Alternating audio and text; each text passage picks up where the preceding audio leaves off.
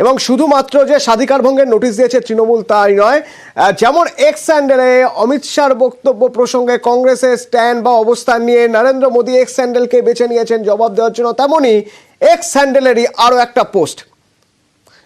তৃণমূল নেত্রী মমতা বন্দ্যোপাধ্যায় নিশানা করেছেন অমিত শাহকে, কড়া আক্রমণ করেছেন। সংসদের মন্দিরে দাঁড়িয়ে এই মন্তব্য, কেন এই মন্তব্য? তাহলে কি অহংকার 240 আসন পেয়ে? সরাসরি আমার সঙ্গে আমার সহকর্মী আবির রয়েছে। আবির, এতদিন ধরে কংগ্রেস বলে আসছিল তারা যে যে পদক্ষেপ করছে সেই পদক্ষেপ তারাই করছে, তাদের সহযোগী দল করছে, কিন্তু কই তৃণমূল তো তাদের সঙ্গে নেই।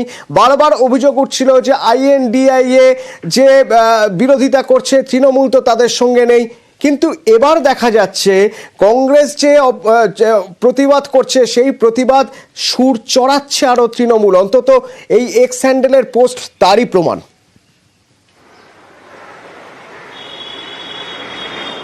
দেখো, দুটো বিষয় অতনু রয়েছে। প্রথমত হচ্ছে যে ইন্ডিয়া ব্লকের মুখ হিসেবে যেহেতু মমতা বন্দ্যোপাধ্যায়ের নাম, কংগ্রেস ছাড়া বাকি রাজনৈতিক দলের প্রতিনিধিরা তুলে নিয়ে আসছেন। জাতীয় স্তরের প্রেক্ষিতে বাবা সাহেব আম্বেদকরের যে ইস্যু, অমিত শাহের যে মন্তব্য তাকে হাতিয়ার করে সেই যে মন্তব্য, সেটা জাতীয় রাজনীতির প্রেক্ষিতে অত্যন্ত গুরুত্বপূর্ণ। দ্বিতীয়ত, বিভিন্ন সময় এই রাজ্যেরই হোক বা বিভিন্ন সভা করতে গিয়ে বিভিন্ন জায়গাতেও মমতা বন্দ্যোপাধ্যায় বারবার ধরে বিজেপি শাসিত রাজ্যগুলিতে দলিতদের প্রতি যে অত্যাচার হয়েছে সেই প্রসঙ্গের কথাও তিনি বারবার ধরে তুলে ধরেছেন।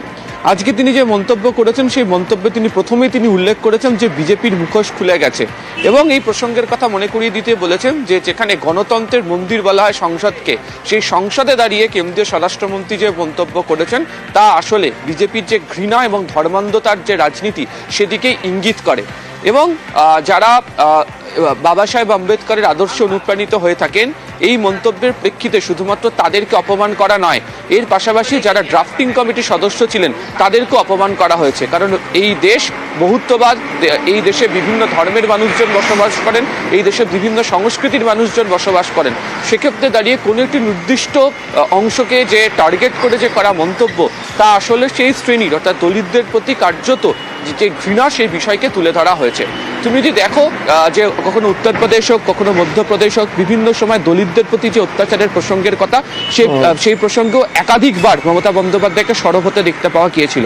এবং এই যে বাবা সাহেব আম্বেদকরের যে মন্তব্য, অমিত শাহের যে মন্তব্যকে তাকে হাতিয়ার করে মমতা বন্দ্যোপাধ্যায়ের এই কথা, তাতে দুটো বিষয় পরিষ্কার। এক, যারা যে সমাজের প্রত্যেক স্তরের মানুষের সঙ্গে তারা রয়েছেন, কাউকে আলাদা করে দেখানোর তারা চেষ্টা করছেন না।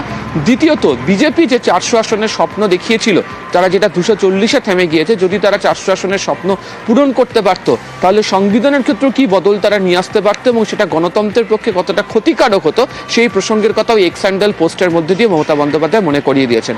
ফলে অবশ্যই যে ইস্যু নিয়ে বিরোধী শিবির, বিজেপি বিরোধী শিবির সরব হতে শুরু করেছে, সেখানে তৃণমূল কংগ্রেসে একই সুরে কথা বলছে তো রয়েছে। দ্বিতীয়ত হচ্ছে যে এই দলিতদের অত্যাচারের প্রসঙ্গে বরাবর তৃণমূল কংগ্রেস যে আক্রমণ করে আসে বিজেপিকে, সেই কথাও এই পোস্টের মধ্যে দিয়ে কার্যত সূক্ষ্মতার সঙ্গে বুঝিয়ে দেওয়া হয়েছে। ধন্যবাদ আবির।